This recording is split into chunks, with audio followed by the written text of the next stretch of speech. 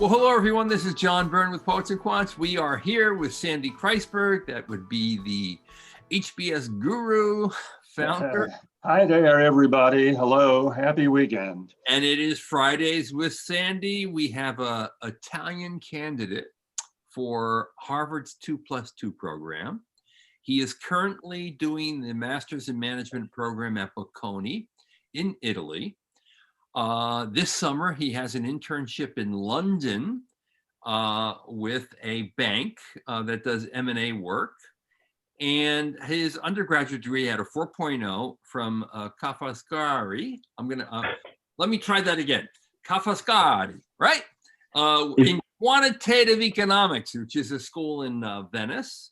He's done a number of internships over the course of his undergraduate years, including one at KPMG, one with a fintech company, and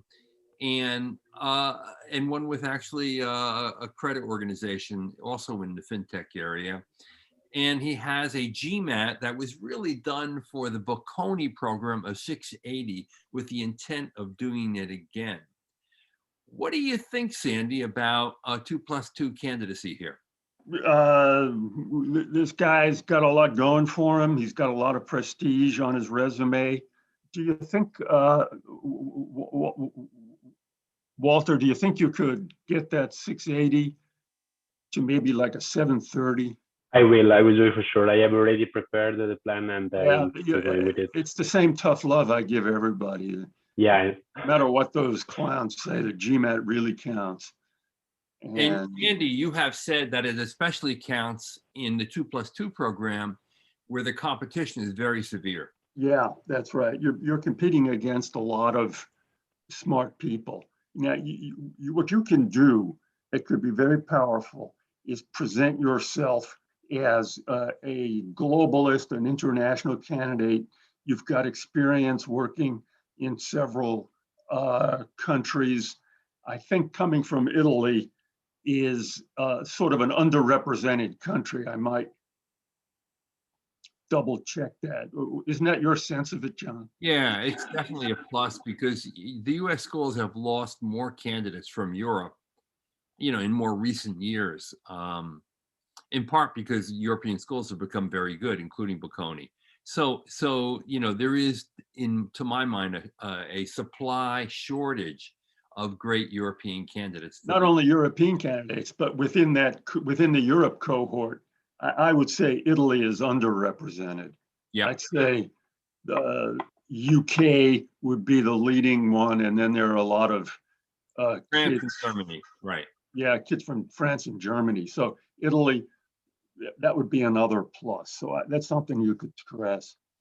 Could you just quickly run through your work experience, Walter?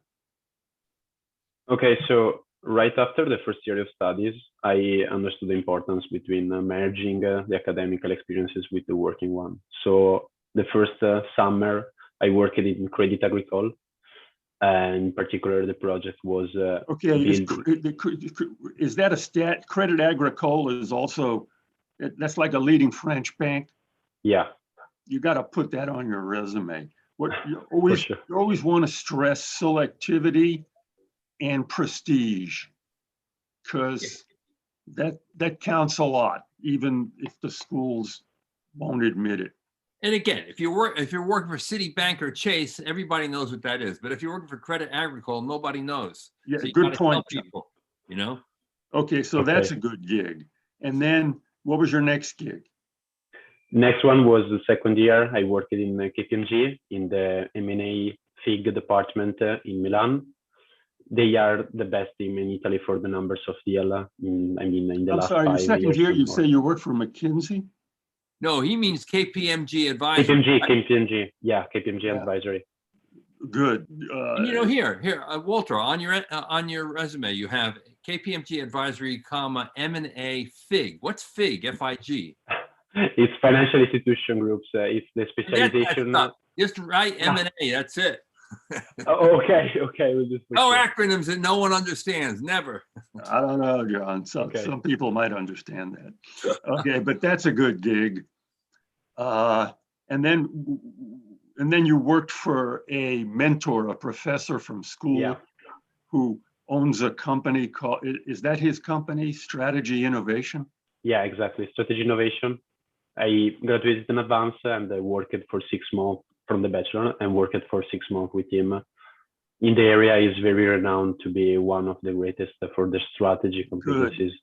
So Good. if you want to do strategy innovation, comma, a boutique consulting firm for finance or whatever it is. Yeah. We're not going to go through it. You've got to do a real resume. You can, it's all over the internet. You can figure it out. Yeah, for sure. Let me say something. I barely say that. I don't often say this. If there's a consultant who could help you just with the resume and it doesn't cost thousands of dollars, or if you've got a friend or your professor maybe could help you. Okay. You got to get a standardized resume. But the substance is powerful. You don't want the resume to get in the way. Okay. And then have you, now you're working at McKinsey, or what is your relationship? Mediobanca in London. Now I'm working Mediobanca in London, and in the same time I'm inside this program of McKinsey called Keep in Touch program. We have some events and the chat with analysts. They are preparing us to enter in the firm. We haven't been hired yet. We have been preparing from them for entering them. Do you have an offer, or is this just tryouts? I have an offer for the internship, but for the actual full position time directly. Okay, right. Will Okay, be so after. So it sounds like a mentoring program to help funnel talent into the firm, right? Yeah, exactly. Yeah. okay, so if I took a sauna and relaxed from putting all this together, and you, Walter, got a 730 GMAT. John, what do you think? 4.0, if you can get a 730, there's a lot going on here that's pretty good. Yeah, I think. Look, the GMAT will you'll have a crash landing at Harvard with the 680 and the 2+2 cohort, right? A crash landing. You won't get in there. You're going to crash. You got to have a 700 plus easy. 700 plus, yeah. 730 would be great. 710, they would, if they love people, they'll take them. Yeah. With a 700. Yeah, look, if they love you, you'll have a bumpy landing at 700, but you have a 730, you might have a smooth landing. Yeah. Anyway. And look, if he does in fact get a McKinsey internship that results in an offer, obviously you think that would help him, right, Sandy? Sure. Admissions committees don't like making decisions, even though that's their job. So if they said, hey, McKinsey likes this guy, what's not to like? Yeah, they know how highly selective McKinsey is. They trust McKinsey. They trust the selectivity at McKinsey. So that would be something worth seeking. You got a lot going for you, man. Off the table on admissions. Yeah, you just got to get your act together. But you got a lot going for you. Now on his extras, he's managing 130 volunteers in their support to teenagers across Italy. Is that a plus for him? Can be. Is that for, hey, Walter, is that for real? What is that? Mentors for You. Yeah, it's Mentors for You. It's born as the biggest no-profit mentorship association for university students. So we have executives that mentorship us. They are more than 1,000. I think that they are 3,000. What's your role? What do you do? Yeah. See, that's what's not on the resume. Yeah, for sure. Infuriating thing. Mentors for You started this program for mentoring high school students. And I am in the core team business. So I am in the group of 10 people that are managing it and making it expand in Italy. And we are managing these 120 university students or executives that goes to the high schools to speak about the Good. Let the me reality, ask you etc. something. Yeah. Does this program reach out to underserved kids, like immigrants or other types of minorities? I mean, yes, in particular, the high school that Okay, are public to ones the in extent, the hey, south. just a little tip between me, you, and the world here. To the extent you can tilt it that way, it's very helpful. Business schools are very interested in people who help others overcome adversity. Right. Just a I tip that I mention all the time. So if you did a project there where you were dealing with underrepresented minorities, that would be a helpful thing to highlight, spotlight, okay? And then you're the founder of a startup that's helping students enter either investment banking or consulting, right? Yeah, it's closer to the other project. I mean, we are expanding in 3 different universities. We take the cohort of the students with the highest grades, and we give them the opportunity to speak with or investment banker or consultant that can open their eyes besides the only academical focus that people at the first year tend to have in Italy. And your post-MBA goal is to be a consultant? Okay, so actually, yes, but I would like to get specialized in consulting for government. And I really, really would like to start in Italy, but then move into Africa. So this is what puzzles me a little bit about the post-MBA goal. All of your internship work, by and large, has been in finance, and your major in your master's in management is finance, and yet you want to go into consulting. Is that a disconnect, Sandy? It could be on paper, but it could be explained away. Just say that you're interested in using consulting. This is important. You're interested in using consulting as a tool, as a lever to get these results, which include, financial uplift and dealing with underserved communities.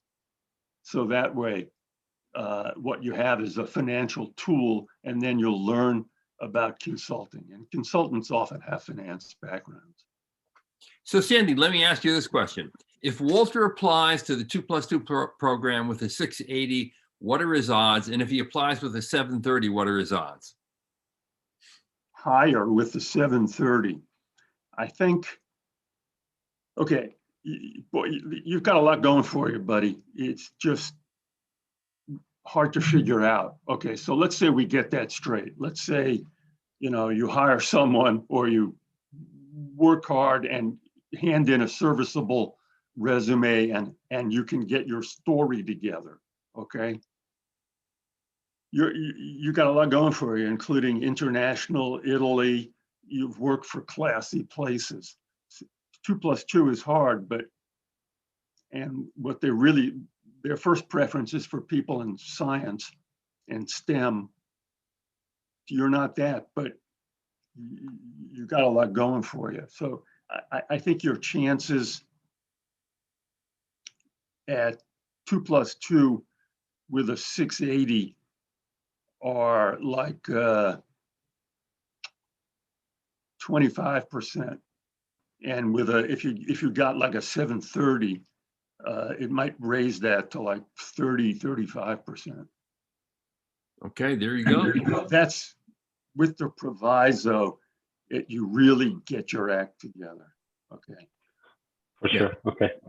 There needs to be a lot more clarity to your background. You need to present your story in a more linear fashion. That's, they don't want to waste a lot of time. They want to look at something and immediately get it. They don't. Walter, do you get what we're saying? I think you do, right? Yeah, totally. Yeah.